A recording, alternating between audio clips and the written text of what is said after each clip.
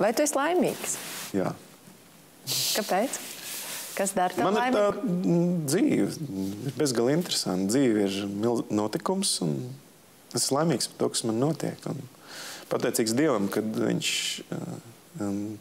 dod tās dāvanas, un es esmu pateicīgs viņas saņemt. Tas dara piepildījumu un laimi. Ir kaut kas tāds, ko tu vēl noteikti gribi paveikt šajā dzīvē, kas jau ir kā plāns? Plāni ir ļoti daudz, un sapņi ir daudz, bet no tiem sapņiem ir tā. Man ir divas stadijas viņiem. Man ir pilna galva ar idejām, ar sapņiem, ar tam, ko es gribētu, kā būtu, ja būtu. Mīļākais jautājums. Kā būtu, ja būtu.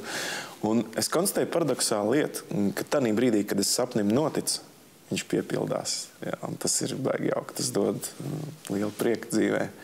Un viss ir lielā mērā tomēr ticības jautājums. Jo ir daudz sapņu, kuriem es nenoticu, viņi tā arī paliek par sapņiem. Tad arī kaut kā